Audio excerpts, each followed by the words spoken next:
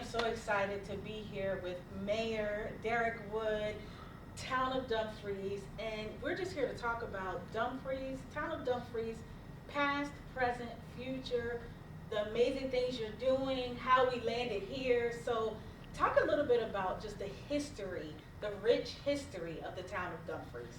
First of all, I want to thank you for being here in Dumfries and PW Perspective, bringing that anti-racist voice to Virginia and to just the region and the area. What you're doing is very important and really getting this message out. Thank you for just coming to really ask about Dumfries. Dumfries is, for most people, they don't know, it's the oldest continuously chartered town in Virginia. We were chartered May 11, 1749. This is, we're older than America, right? 1776, just go figure. And Dumfries has survived so many things. It was established as that first chartered town because of the rich deep water harbor. People see this logo now, they see the ship in the water, and they're like, where's the water?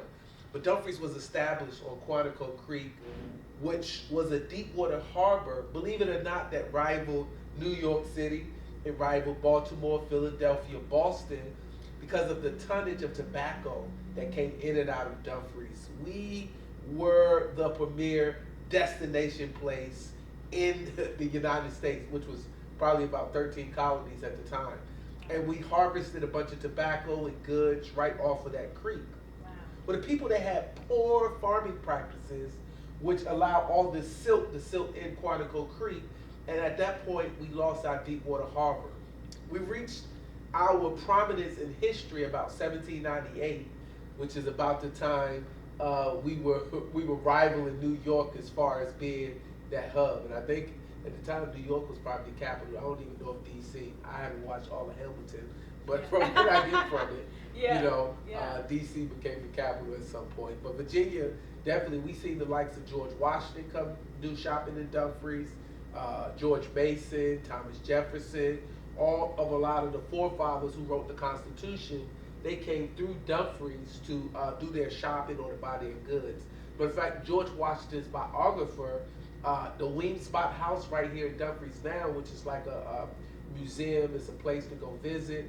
That's where they penned George Washington's book, and his Parson Weems was his name. That all happened right here in Dumfries. If you fast forward to about the flood of 1812, there was probably a lot of people that left Dumfries because of, when you talk about economics that it brought, the economic powerhouse that Dumfries was, once you lose that major port, you lose the money, right? Dumfries then becomes economically depressed. People migrate north, Alexandria, D.C., beyond. They migrate south, down to Rappahannock, down to other bodies of water, Chesapeake, things like that, Virginia Beach.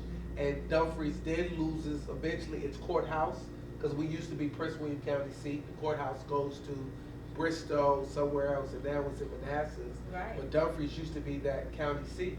Wow. And what's amazing about that is, you look at how Dumfries was a destination place and how it became economically depressed. People start then driving, and they wasn't driving yet, but they were on horses and buggy. They were going through Dumfries, and they were no longer coming to Dumfries. It was around the earlier 20th century, around 1915, 1920, that they discovered fool's gold in Dumfries. There was a pyrite mine that began to come up along the creek there.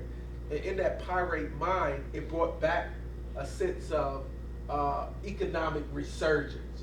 Cars started to be developed. We had a couple of gas stations that came up down Route 1 until they ran out of the fool's gold that they found in that mine, at the pyrite mine, which where Batestown Road then got changed at some point to Mine Road. Wow. And so it became that Mine Road because all of that, and people used to swim up in there and all of that. At some point between the 19th century and the 20th century, Dumfries town government even went dormant. It was a group of men led by Ed Fraley, who we consider the first mayor now, who reestablished the charter and reincorporated the town in 1960, 1961. Wow. Right? Wow. And so we had Mr. Fraley that really, we started tracking the mayors in the town who reestablished the government. Getting into the 60s, 1962, a businessman who this building is now named after, Mr. Porter, and the Porter Brothers Garage was over there. He came about and was the first black man who they got to get elected in the state of Virginia post-Reconstruction to any town government. Wow. Wow. Yeah. 2 years before the Voters' Right Act was signed in 1964. Wow. So Mr. Wilbur Porter here then got on the town government, and Dumfries has had a black man or a black person or a person of color on the town council from 1962 until today. Oh my goodness. And you know, before we even talk more about present, right? I mean, you just shared some rich, rich history, not just for Dumfries, but Northern Virginia and really America. Why do you think it's so important for people to understand that rich history? Why do we need to know that, especially the generations coming up? Yeah, history is important is because when you look at purpose is always in the mind of the person who came first or created something, right? Like when you don't know the purpose of the chair, you will abuse the chair. Ooh. Like the chair was created to sit in it, but sometimes we stand in it because we try to get to something. Now it might be a good thing, but it's abuse. It's abnormal use of the chair. Ooh. So history helps you really define the purpose. And so when I tell people to rediscover Dumfries, I say Dumfries was always created as a destination place, right? And so now the new purpose is already the original purpose because we went back to history. And you understand how we got, like why was Dumfries established in 1749? Well, history dictates and shows you why. Like you answer the question of why, it leads you to purpose. Wow. And so if you don't know the history or the purpose or why something happens, now we're in a period of time in America, in the world, everything's being redefined. There's a redefinition of terms and language is beginning to change, right? According to how people feel. Yeah. But purpose is always in the mind of the originator, the person who started. Some people call it first mention, but it's where things originated. Wow. And so history, right, is his story, and those stories are important to get passed down from generation to generation. I'm not even born in Dumfries, and I consider myself as the mayor, the chief ambassador. Like I have to embody the rich history.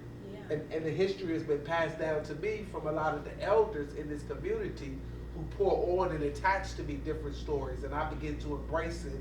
And the more I share the stories, the more the story become a part of me. Woo. Wow, that is amazing. And speaking of you and what you're doing, I know when we were talking even about this conversation, you're doing some amazing things. You're creating history in some of the things you're doing. So let's talk about that. Yeah, I mean, if you want to go fast in a lot of things, you got to go alone. But in order to have any type of lasting success, you got to have a team, right? And the success of Dumfries has been because of the team we've been able to build, right? And we've all been rowing this boat to make Dumfries not only a destination place, a place that has a well-managed government, a place that has an engaged citizen, and eventually a place that's going to have a thriving downtown, right? And so we're all rowing in a boat to get to this one common vision, right? Because when you got too many visions, most of the time you have councils and local government that goes nowhere. But we collectively agree that we want a well-managed government, an engaged citizenry, and a thriving downtown. And so that's what we're all working towards. And the success that you're seeing is because it's clear, it's defined, and it's well orchestrated. Wow, that's amazing. And you've reached some milestones too, I believe. Even as far as all black in the council and all that. So talk about that. Yeah, I mean, it wasn't something we actually went out and did on purpose. We kind of looked up, and the people that raised their hand and brought into the vision, it was all the commonality. And we looked up one day and we was like, wow, there is now an all-black council. And then some of my colleagues brought up, they say, hey, Mayor, that doesn't exist nowhere in the state. We looked at Portsmouth, we looked at Newport News, we looked at the Hampton Roads, we looked out west, we looked up north, and we was like, wow. Then we looked, next thing we know, we recruited for an attorney.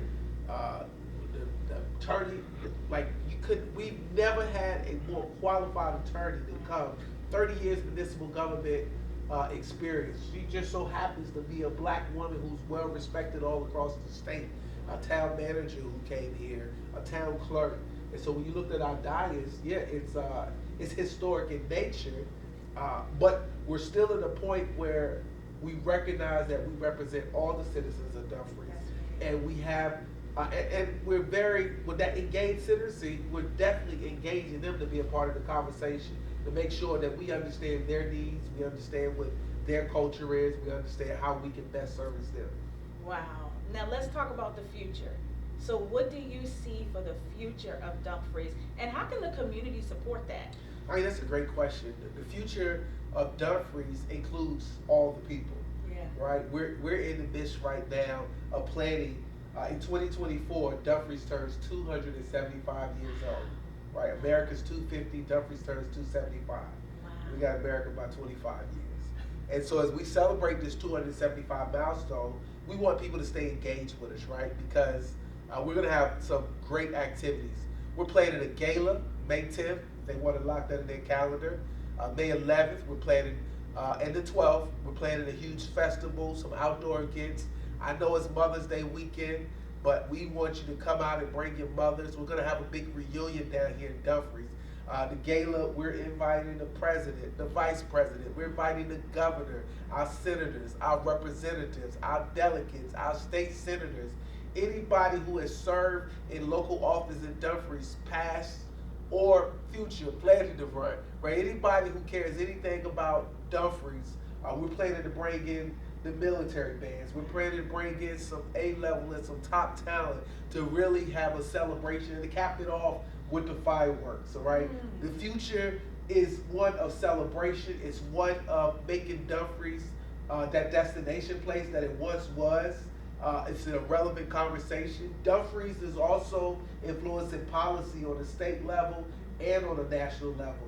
We have a council right now who's not only serving Dumfries, but they're serving on state, national, local community boards. We're more out there, and we more generally want to send our influence and our impact. And the relationships that we're building and the things we're doing is all benefiting the town of Dumfries and the community at large.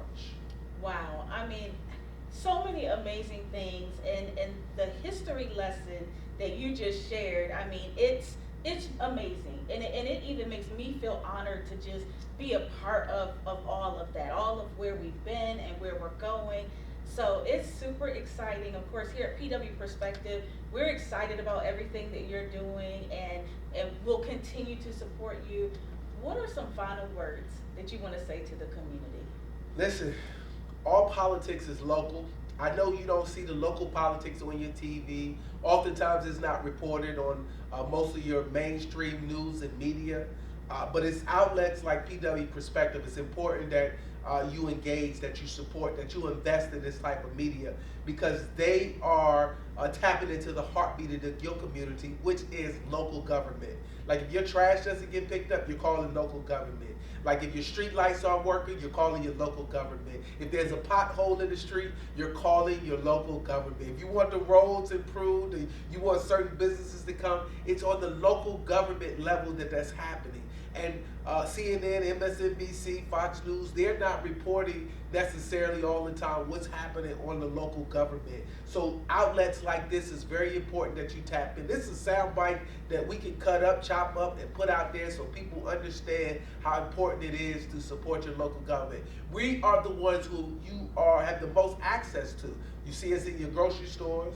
You see us in your churches, you see us at your gas stations, you see us at your movie theaters, you see us walking around, and we're accessible to take in your advice and there. We got 2 ears and 1 mouth. We're here to really listen twice as much as we speak, and we want you to bring not just your problems and your concerns, but also bring your solutions and the ideas that you want us to implement. We're available. Find us on a social media platform near you. There you have it, Mayor. Thank you so much. It is certainly an honor. We're very proud of all that you're doing. We will continue to support you. Thank you for supporting us as well, and we look forward to what's to come. Thank you.